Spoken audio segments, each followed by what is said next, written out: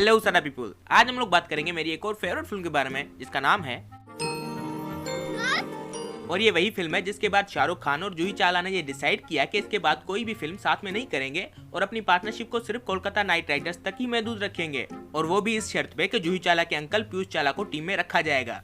मैं क्या बोल रहा हूँ, मजाक कर रहा था। फिल्म की बात करते हैं। तो ये एक ऐसी फिल्म है जिसके 4-5 कैरेक्टर्स के अलावा बाकी सारे कैरेक्टर्स को अगर डिलीट कर दो ना तो भी इसकी स्टोरी पे कोई फर्क नहीं पड़ेगा। बल्कि अगर कोई ऐसा अवार्ड होता ना जो उस फिल्म को दिया जाता जिसमें सबसे ज्यादा यूजलेस कैरेक्टर्स हो तो वो उस साल का नहीं बल्कि पूरी की पूरी हिस्ट्री का इसी फिल्म को मिलना था।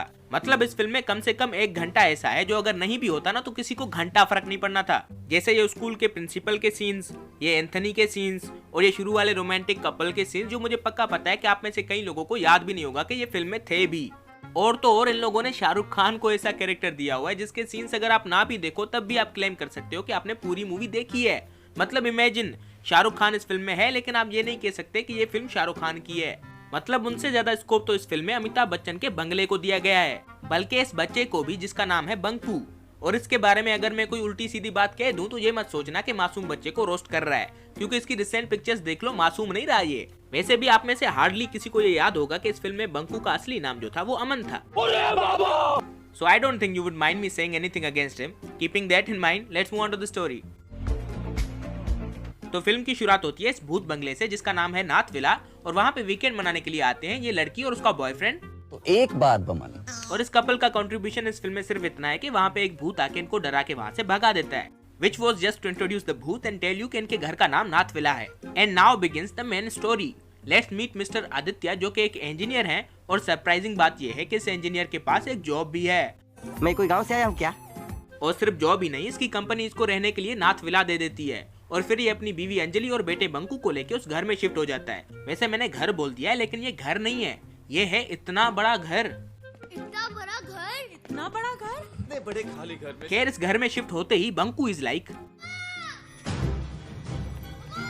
और इस भूत बंगले में आके अपनी माँ बाप की नजरों से दूर होके इस तरह चिल्लाने के बाद जब इससे पूछते हैं कि भाई इतना चीख क्यों रहे हो, तो बोलता है, इतनी बड़ी छत। अबे ओ भूत के दोस्त, जब घर बड़ा है तो छत भी तो बड़ी होगी ना। अगर मेरे सामने यही बकवास की होती ना तो इतनी बड़ी छत पे तू होता, मैं होता, और फिर धोते जाओ दो। खैर एसआर के भैया की जॉब एक क्रूज शिप पे है, तो अपनी फैमिली के साथ 2 दिन स्पेंड करने के बाद उनको वापस जॉब पे जाना पड़ता है। और ये आदमी 2 दिन तक उस घर में रहने के बावजूद उस घर की सफाई तक नहीं करवाता। Bro seriously, you don't deserve to wear that uniform. सही पकड़े हैं। और फिर हमें मिलाया जाता है बंकू के स्कूल के प्रिंसिपल से, जो कि एक ऐसा प्रिंसिपल है जो बच्चों के टिफिन छीन के खाता है। और मुझे जरा कोई बताया कि कौन सा प्रिंसिपल अपनी ऑफिस में अपनी इस तरह की फोटोज रखता है। भाई माना कि कॉमेडी फिल्म है लेकिन इसका मतलब ये तो नहीं ना कि कुछ भी डाल दोगे और हम लोग हंसने लगेंगे। और वैसे भी इस तरह की उटपटांग कॉमेडी हम लोग साउथ इंडियन मूवीज से एक्सपेक्ट करते हैं। यहाँ पे हम लोग को हंसी नहीं आ रही, गुस्सा आ रहा है। खैर फिल्म के अगले 30 मिनट हमें सिर्फ ये बताया जाता है कि बंकू कितना शरारती है, और साथ ही बंकू को कोई कहता है कि उसके घर में भूत है, लेकिन उसको चूतिया बनाने के लिए उसकी माँ उसको कहती है कि भूत वूत कुछ नहीं होता, सारे एंजल्स होते हैं। और मुझे लगता है कि ये स्टोरी राइटर या डायरेक्टर साहब की खुद की है, क्योंकि फिल्म के शुरू होने से पहले ही उन लोगों ने हमें लिख के बताया था कि आई बिलीव इन एंजल्स। मतलब एंजल्स की डेफिनेशन तक का तुमको पता है नहीं। तुम्हें लगता है कि अच्छे लोग मरने के बाद एंजल्स बन जाते हैं और इतने कॉन्फिडेंस से लिख देते हो कि आई बिलीव इन एंजल्स। फालतू की बातें हैं सर ये सब, बस उल्टी सीधी कहानियां फैला। सर जी आप और कुछ भी मत करो, कम से कम जाके लूसीफर ही देख लो। मतलब सच तो वो भी नहीं है लेकिन आपको आइडिया हो जाएगा कि मरने के बाद लोग जाके एंजल नहीं बनते। वेल फिल्म में इतना आगे आने के बाद भी जब हमें भूत नहीं दिखाया जाता तो पब्लिक इज लाइक, कमाल है रे बाबा, अब तक तो उसको आ जाना चाहिए था, ये गया किधर है? But the wait is finally over. एक रात आती है जब ये भूत बंकू की आंखों में लाइट मार के उसको जगाता है। मतलब क्या टेस्ट क्रिकेट खेल रहे हो, पहले उसको सेटअप करोगे फिर उसकी विकेट उड़ाओगे? यार भूत हो तुम, उसको जाओ डराओ उठाओ भगाओ वहाँ से, कुछ तो भूतानियत रखो। लेकिन नहीं, ये अपने भूत होने का फायदा उठाएंगे ही नहीं। वो बंकू को नीचे अकेले में बुलाते हैं और फाइनली अपने आप को जाहिर करते हैं। और इनको देख के मुझे एक बात समझ में नहीं आ रही कि इनका अपनी बॉडी से तो अब लेना देना है नहीं, लेकिन फिर भी इनके नाखून बढ़ रहे हैं, दांत खराब हो रहे हैं, कपड़े भी फट रहे हैं इनके। मतलब मैं कभी मरा नहीं हूँ तो इनको बेनिफिट ऑफ डाउट दे देते हैं, लेकिन मुझे ये बताओ कि बाल क्यों नहीं बढ़ रहे बे? अल्लाह का वास्ता है, प्लीज हमें माफ कर दें। वैसे इनको देख के मुझे बड़ा दुख होता है कि जवान बेटा अगर नालायक निकले तो बूढ़े बाप को क्या क्या नहीं करना पड़ता। और इनके बेटे की भी सुबह शाम एक ही दुआ होगी कि एक मिनट, रियल लाइफ में नहीं जाना है, मैं फिल्म की ही बात कर रहा हूँ। चल झूठा। खैर बंकू को अपनी माँ शरारत करने से मना करती है, नहीं मानता। छत पे जाने से मना करती है, नहीं मानता। कुछ खाने से मना करती है, नहीं मानता।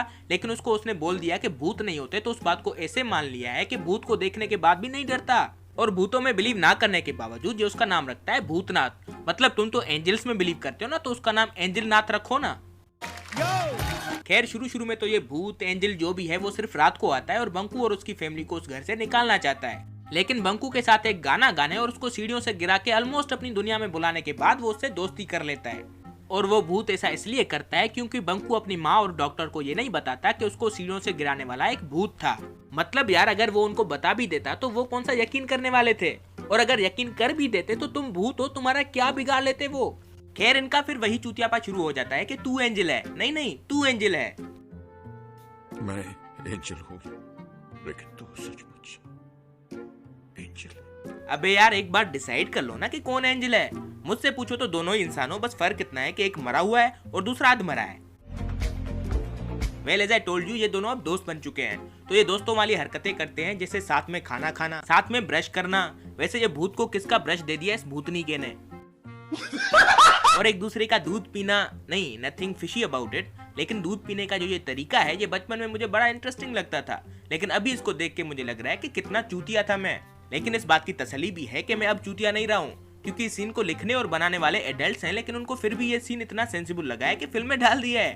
खैर बंकू उस भूत को ब्रश करवा के, नहा धुला के, नए कपड़े पहना के स्कूल लेके जाता है। मतलब जब उसको कोई देख नहीं सकता तो इतना सजा दजा के लेके जाने की क्या जरूरत है। और स्कूल पहुंचते ही भूतनाथ अंकल अपनी तरफ से पूरी कोशिश करते हैं कि बच्चों की पढ़ाई को डिस्टर्ब किया जाए, और सिर्फ पढ़ाई को नहीं, वहाँ के फंक्शंस की भी माँ बहन एक कर देते हैं। और यही सब देख के ना हमें अपना स्कूल और उसके फंक्शंस इतने बोरिंग लगने लगते थे कि हम में से कई लोग अपना खुद का भूतनाथ इमेजिन कर रहे होते थे। भाई साहब कुछ ज्यादा नहीं हो गया। और मजे की बात यह है कि खुद को एंटरटेन करने के लिए तो ऐसी हरकतें करते रहते हैं, लेकिन अगर बंकू इनसे कोई जादू करने के लिए बोले तो इनके लेक्चर शुरू। नहीं, स्पोर्ट्स में चीटिंग नहीं होती। कितना हिपोक्रेट आदमी है यार ये। वैसे यहाँ पे इतने सारे लोग घूम रहे हैं जिनको ये भूत नजर नहीं आ रहा, लेकिन उनको जरा भी शक नहीं हो रहा कि ये भूत बंगले में रहने वाला बच्चा अपने आप से कौन सी बातें बड़बड़ा रहा है। खैर फिर स्कूल के एक फंक्शन में बंकू भूतनाथ बन के आता है, तब जाके इसकी माँ को पता लगता है कि इसके पास सच में भूत है। और इस बार इसको चूतिया बनाते हुए वो कहती है एंजल भी नहीं होते हैं। मतलब पहले बच्चों का दिमाग खराब करके उनको कंफ्यूज करना, फिर उन्हीं की गलती निकालना, यही तो हमारा कल्चर है। खैर फिर एक दिन कुछ लोग आते हैं भूतनाथ का ये बंगला खरीदने के लिए, लेकिन भूतनाथ उनको हेलीकॉप्टर जितनी हवा देके वहाँ से डरा के भगा देता है। लेकिन मसला ये है कि ये सब होता है अंजलि की मौजूदगी में, जिस वजह से उसे अंजलि के सामने आना पड़ता है। और वो अंजलि से कहता है, मैं वही कैलाशनाथ हूँ जिसे दुनिया भूत कहती है, और आपका बेटा एंजल समझता है।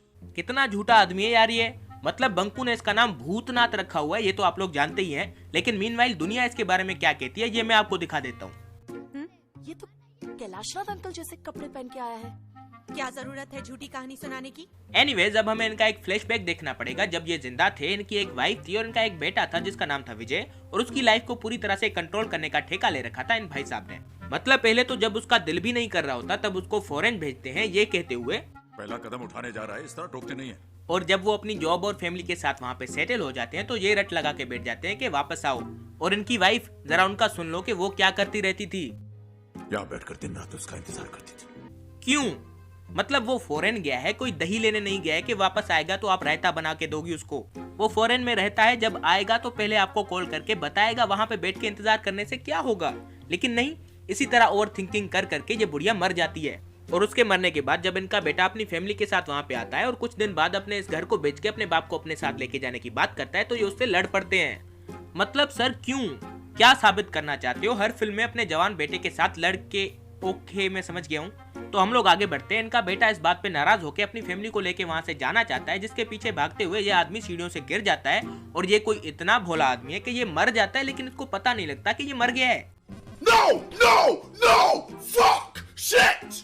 मतलब अगर आत्माएं सच में होती हैं और उन्होंने ये सीन देख लिया तो इस पे हंस रही होंगी और राइटर से कह रही होंगी कि बेटा तू आ, एक बार तू मर और हमारे हाथ लग तो तुझको बताएं कि तुझे मरना इतना आसान कैसे लग रहा था। और इस तरह से जाके ये फ्लैशबैक खत्म होता है, जिसके बाद मेरे दिमाग में दो कंफ्यूजन्स हैं। पहला कि मरने के बाद इनकी बॉडी के साथ क्या हुआ होगा, और दूसरा जब इनकी लाइफ इतनी सैड थी कि मरने के बाद इनकी आत्मा के भी आंसू निकल रहे हैं, तो पूरी फिल्म में ये सब क्या था? मेरी बाहों में उसके बाहों में, किसके बाहों में, ऐसे बाहों में, उसके बाहों में है।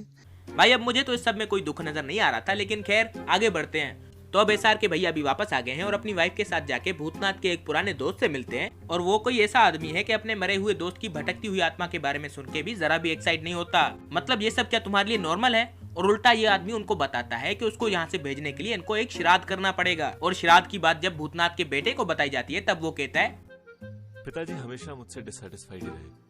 अरे भाई वो अमिताभ बच्चन है, what else did you expect? और वैसे भी ये बात तुम बता किसको रहे हो? कभी खुशी कभी गम नहीं देखी क्या? खैर बंकू को एक बार और चूतिया बनाते हुए उसके पेरेंट्स उसको बताते हैं कि भूतनाथ का प्रमोशन होने वाला है। एंजल से स्टार एंजल बन जाएंगे। और फिर वो श्राद्ध शुरू होता है और जिसके लिए हो रहा है वो भी उसमें पार्टिसिपेट करता है, प्लस अपने बेटे को देख लेता है और श्राद्ध पूरा करके अपने आप को मुक्ति दिला देता है। यार कम से कम अपने पोते के बारे में पूछ तो लेते कि वो जिंदा भी है कि नहीं, क्योंकि जब तुम खुद जिंदा थे तब तो बड़ा प्यार आता था तुम्हें उस पे। खैर भूतनाथ को मुक्ति मिलने के बाद भूतनाथ का बेटा बंकू से आके कहता है, और उनसे कहना कि वो मुझे माफ कर दे। भाई कह तो वो देता, लेकिन उसके लिए अब उसको मरना पड़ेगा। मतलब कितना डम्ब आदमी है यार, सुना नहीं वो चला गया है। लेकिन ऐसा सिर्फ हमें बताया गया था, क्योंकि अगले दिन भी भूतनाथ वहीं पे होता है और बंकू को गले लगा के एक नोट के साथ इस फिल्म को खत्म करते हैं कि टू बी कंटिन्यूड। और ये मूवी कंटिन्यू भी हुई थी, मतलब इसका सिक्वल भी आया था, लेकिन वो तो इससे भी बुरा था, क्योंकि इस फिल्म में कम से कम बच्चा तो क्यूट था। तो इसी तरह जाके ये फिल्म खत्म होती है और हम भी इस वीडियो को यहीं पे खत्म करेंगे। लेकिन उससे पहले I want to thank you all for the gift you have given me, which is the monetisation of my channel, and as a return gift मैं आपको जादू दिखाना चाहता हूँ। So get ready in 3 seconds।